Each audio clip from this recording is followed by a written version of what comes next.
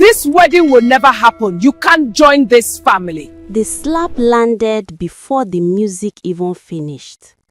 1 second, Enena was walking down the aisle, white dress pressed against her body, bouquet trembling in her hands, tears of joy already threatening her mascara. And the next second, the sound of an open palm against her left cheek cracked through the entire compound like a thunderclap. The band stopped playing. 400 people went silent. Even the birds seemed to stop. Enena stood frozen in the middle of the aisle, one hand slowly rising to touch her burning cheek, her bouquet now on the ground at her feet, her veil slightly shifted from the force of the heat. She did not fall, but something inside her did, something deep and quiet and private that had taken 28 years to build. The woman who had slapped her did not even flinch. Regina Donatus, mother of the groom, wife of the late Chief Donatus, owner of 3 properties in Abuja and 1 in London, stood in the middle of that aisle in her expensive purple asoke, gold gele sitting perfectly on her head like a crown, and looked at Enena the way you look at something you found stuck to the bottom of your shoe. "You think this wedding is happening?" Regina's voice was calm. That was the most terrifying part. It was completely calm. "Over my body." Gasps moved through the crowd like a wave.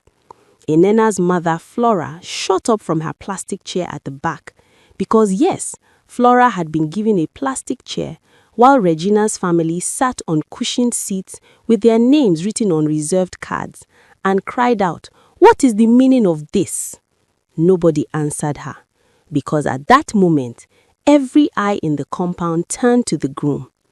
Martin Donatus stood at the altar in his perfectly tailored navy suit, white pocket square, fresh haircut, expensive cologne that Enena had bought him for his birthday. He stood there and looked at his mother. Then he looked at Enena. Then he looked back at his mother. And he said nothing. He did absolutely nothing.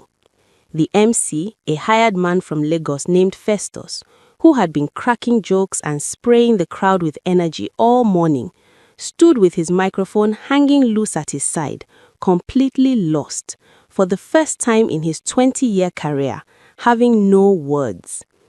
Enena bent down slowly and picked up her bouquet. Her cheek was on fire. Her ears were ringing. The 400 guests were watching her with a mixture of pity and shock and, God help them, entertainment. She could see some of them already reaching for their phones. She straightened up. She looked at Regina directly. And then she looked at Martin, the man she had loved for 3 years, the man she had followed to his family house every holiday, cooked for, prayed for, defended to her friends when they warned her, the man who had proposed to her at a small restaurant in Lekki with a ring that was not big but felt enormous because of what it meant. He still said nothing. Something shifted in Enena's chest in that moment. Not breaking, not yet, but shifting, like furniture being quietly rearranged in a room that would never look the same again. She picked up her dress, turned to face the altar, and began to walk. Because Enena had not come this far, had not survived a childhood of poverty in Enugu, had not worked 2 jobs to finish university, had not eaten noodles for dinner 4 nights a week for 2 years while building herself up from nothing, to let Regina Donatus win in public. Not today. But she made herself a silent promise with every step she took toward that altar. This is not over. To understand why Regina hated Nena, you have to understand what Regina was afraid of. And Regina Donatus was afraid of one thing above everything else in this world: being replaced. She had spent 31 years as the most important woman in Martin's life. She had raised him alone after Chief Donatus died of a sudden heart attack when Martin was only 9 years old. She had sold fabric at Wuse markets while her younger sister watched the children. She had gone without new clothes for 3 years so Martin could attend a decent secondary school. She had cried in bathroom stalls so her children would not see her fall apart. Martin was her investment, her pride, her evidence that she had not suffered for nothing. And then Nena appeared. Nena, who was from Enugu and not from their state. Nena, whose father was a retired civil servant and whose mother sold tomatoes and pepper at a local market. Nena, who spoke with confidence, laughed with her full chest, and looked Regina directly in the eye without blinking, which no woman had ever dared to do in Regina's presence. Nena, who made Martin forget to call home on Sundays. Regina had started quietly. A comment here about Nena's complexion being too dark for the family's taste. A whisper there to her church women about how these Enugu girls know how to use their bodies to trap men. A cold shoulder every Christmas. A seat at the far end of the table during family dinners. Little cruelties delivered with a smile and a Bible verse. None of it worked. Martin kept choosing Nena. So Regina escalated. She told Martin that Nena had been seen at a hotel with another man, a lie she had constructed with the help of her house girl, who was paid to swear to it. Martin had confronted Nena, and Nena had cried and denied and shown him receipts and timelines that proved she was nowhere near that hotel on that day. Martin had believed her. He had apologized, but something in their relationship had been shaken, and Regina had counted that as a small victory. She told the church that Nena had come to their home and disrespected the ancestors during a family prayer meeting. Another lie. She told relatives that Nena had once told Martin to cut off his family. Yet another lie. Each story was told with tears in Regina's eyes and a hand pressed to her chest, so convincingly that even people who liked Nena began to wonder.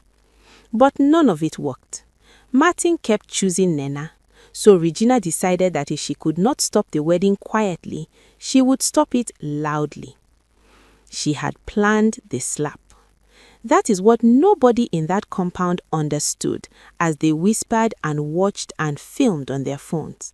This was not an impulsive outburst from an over-emotional mother. Regina had thought about this. She had prayed about it, if you can call it that. She had told her pastor, the slippery prosperity gospel Reverend Wilson, about her plan.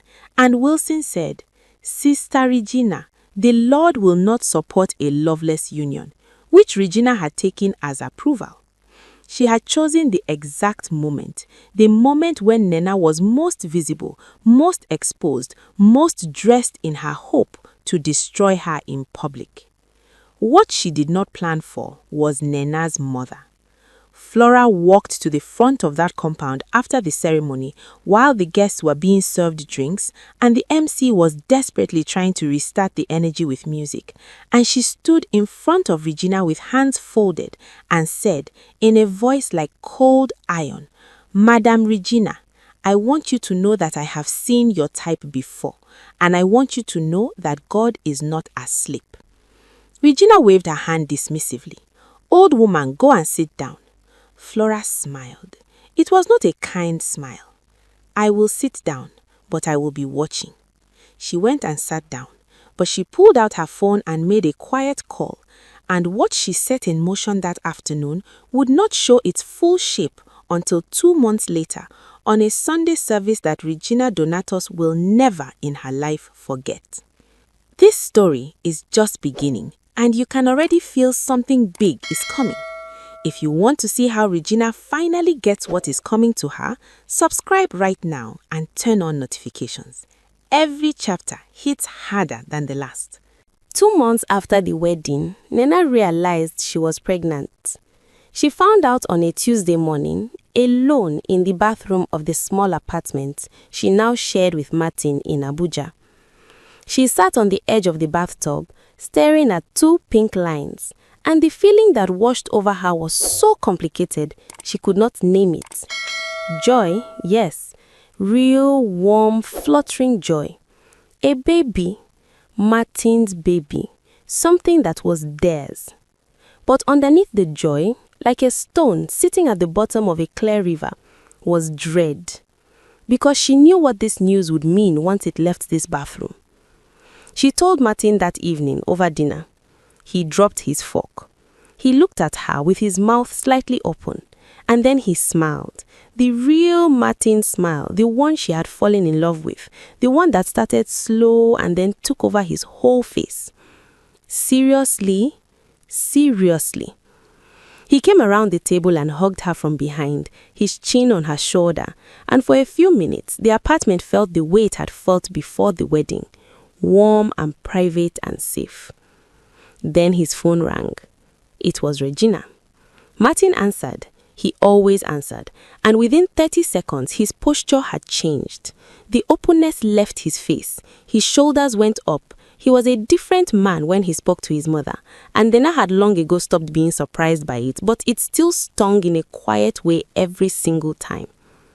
He did not tell Regina about the pregnancy that night, but Regina found out anyway.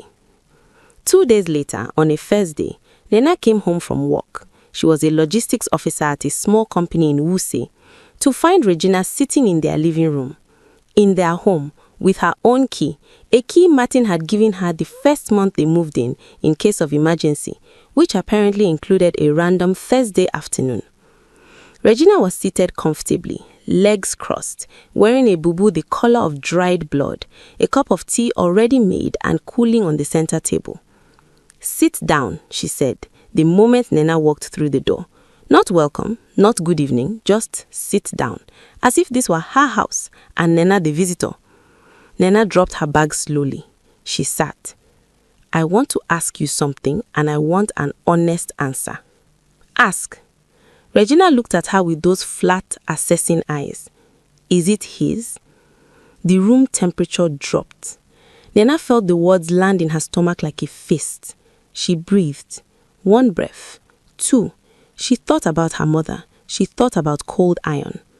"Get out of my house," Nena said quietly. "Excuse me?" I said, "Get out of my house, now." Regina stood slowly, the way powerful people stand when they want you to feel their fullness. "You are speaking to your mother-in-law." "I am speaking to a woman who just questioned my faithfulness in my own home. A woman who hit me on my wedding day and has never apologized. A woman who has lied about me to everyone in that family." Nena stood up. She was shorter than Regina, but she did not feel short. "I have been patient. I have been respectful.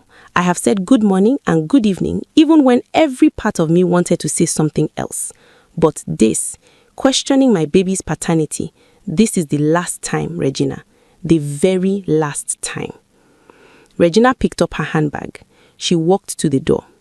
At the door, she turned and said softly, almost sweetly, "I know things about this family, my dear. Things that will change how you see everything. But carry your pregnancy in peace. We will talk again soon." She left. Nena stood in her own living room, shaking, not from fear, but from the effort of holding so much anger with nowhere to put it. She pressed both hands flat on the wall and breathed until her heartbeat slowed down. What things? The question entered her mind like smoke and stayed there. What things does she know? She did not have to wait long to find out. 3 weeks later, Martin came home from work looking like a man who had been carrying something heavy for days and finally decided to put it down. He sat at the kitchen table and did not speak for a long time. Then he said, "My mother told me something today."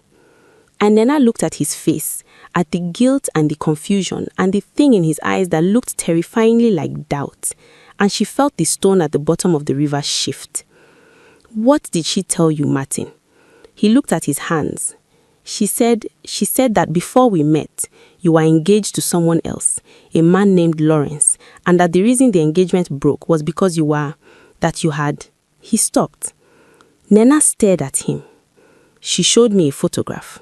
"Of what?" "Of you and a man at a hotel." She said it was recent. The world tilted very slightly on its axis.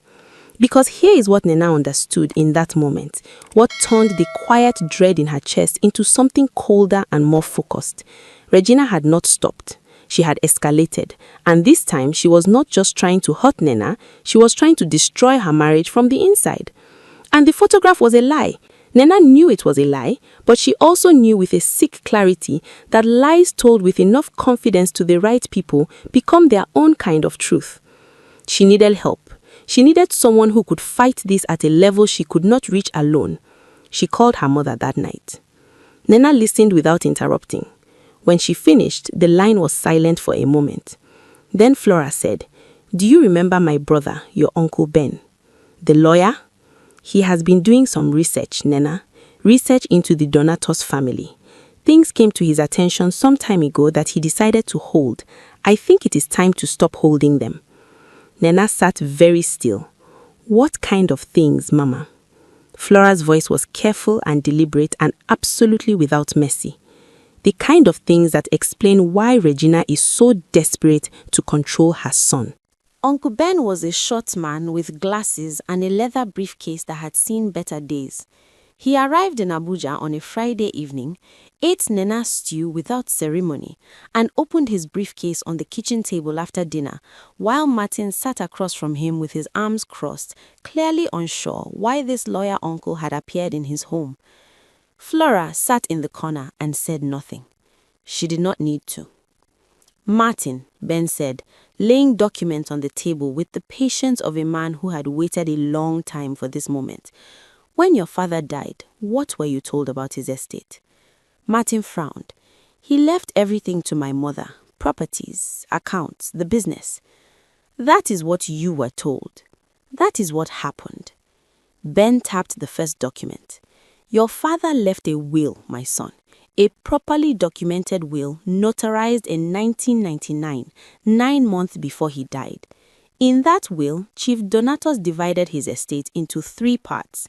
1/3 to your mother, 1/3 to be held in trust for you and your siblings until each of you turned 25, and 1/3, he paused and looked at Martin over his glasses, to a woman named Comfort and her son. The kitchen went very quiet. "What son?" Martin's voice was careful. Ben placed a photograph on the table. A boy, maybe 7 or 8 years old in the photo. Dark-skinned, broad forehead, a smile that was immediately, unmistakably familiar. Martin looked at the photograph for a long time. "Your father had another family," Ben said quietly. "A woman he kept in Asaba for nearly 12 years. They had a son named Junior Donatos, who is now 22 years old and is studying engineering in Benin City." Ben paused. "Junior has been trying to reach your family for 3 years. Every approach has been blocked. Every letter returned. Every lawyer he hired received pressure to drop the case." "My mother," Martin started. "Your mother buried the will," Ben said, not unkindly. "She found it before it could be processed. She paid the original notary to be quiet. She used the family's money, including what legally belonged to you and what legally belonged to Junior, to build the empire she now presents as her own achievement." Martin pushed back from the table and stood up. He walked to the window. He stood there with his back to everyone, one hand gripping the curtain, breathing. Nena watched him. She said nothing. She had learned that there are moments when words are not the right tool, and this was one of them. Martin needed to carry this in silence for a moment before he could speak. When he turned around, his eyes were red. "How long have you known this?" he asked Ben. "I began to find out 3 years ago. A colleague in Asaba handled Junior's case briefly before he was pressured to step away. He passed the files to me quietly." "And you waited until now?" Ben looked at Nena, then at Martin. "I waited until I believed the information would be used correctly, until I believed it would go to someone who would do the right thing rather than bury it again." Martin looked at Nena. She looked back at him. Between them was everything they had been through. The slap, the silences, the doubt, the lonely nights, the growing distance that Regina had manufactured one lie at a time. And also, underneath all of it, the thing that had been there from the beginning, The real thing, the thing that had survived the wedding and the pregnancy accusation and the photograph and all of it. "I'm sorry," Martin said, and this time it was not mouthed silently at an altar. It was said out loud in a kitchen with his full chest, with his eyes holding hers. "I know," Nena said. "What do we do?" Nena looked at Uncle Ben, then at her mother, sitting quietly in the corner like a woman who had been patient long enough. "We go to church," Flora said. Everyone looked at her. She folded her hands calmly. "Regina's big Thanksgiving service is on Sunday. The governor's wife is attending. Television cameras, 400 people." She paused. "Junior and his mother will be there. Uncle Ben will be there. And everything your father signed before he died will be there." "Mama," Nena said slowly, "you planned this." Flora looked at her daughter with an expression that was somewhere between love and quiet, devastating satisfaction. "I have been planning this since the day that woman put her hand on your face." Regina Donatos had been planning this Thanksgiving service for 6 months. She had hired a decorator from Lagos. She had ordered special fabric, cream and gold for the 300 guests who would be attending. She had personally called the governor's wife, donated to the church building fund, and arranged for a television crew from a local station to record the service for broadcast. This was her moment, her public triumph, her announcement to the world that she had survived, that she had built something from nothing, that God had blessed Regina Donatos, and everyone who doubted her could now behold the result. She stood at the front of the church in her gold outfit, greeting guests, glowing, receiving compliments, kissing cheeks, the perfect picture of a grateful, successful Christian woman. She did not notice Junior Donatos sitting in the 5th row. Junior was 22, quiet, with a broad forehead and his father's jaw, and eyes that were patient in the way that people are patient when they have been waiting a very long time for something that is rightfully theirs. He sat between his mother, Comfort, a small, dignified woman in a simple blue wrapper, and Uncle Ben, who had his leather briefcase on his lap. Martin and Nena sat 3 rows behind them. Martin had barely slept. He had spent 2 nights reading through documents, looking at photographs, processing the shape of a lie that his entire childhood had been built on top of. But he was here, and he was clear. The service began. Songs were sung, prayers were prayed. Reverend Wilson, the same slippery pastor who had blessed Regina's plan to destroy her son's wedding, gave a sermon about how God rewards those who are faithful to his calling. He was looking at Regina the entire time he said it. Then the Thanksgiving segment began. Regina walked to the microphone with all the grace of a woman who has rehearsed this moment many times. She began to speak about sacrifice, about how she had raised her children alone, about how God had restored everything the enemy tried to take from her, about how she stood today as a living testimony. The congregation was moved. Several women were already wiping tears. And then Uncle Ben stood up. "Reverend Wilson," he said, from the 5th row, in a voice that was not loud but carried perfectly in the silence of that church. "With respect, I would like to request 1 minute to present something to this congregation." Wilson frowned. "This is not the time for." "It concerns a will." Ben opened his briefcase, signed by the late Chief Donatos in 1999, notarized, legal, and deliberately hidden from his children and from this community for over 20 years. The church stirred. Regina's face, Nena was watching it closely, did not crumble immediately. It tightened, every muscle pulling inward, a fortress going up in real time. "This man is lying," she said into the microphone, her voice still controlled. "This is an attack. I don't know who sent him." "Your husband sent me," Ben said, in a manner of speaking. He walked forward and laid copies of the documents on the front table, in front of the pastor, in front of the deacons, visible to the cameras that were still running because nobody had thought to turn them off. Then Junior stood up.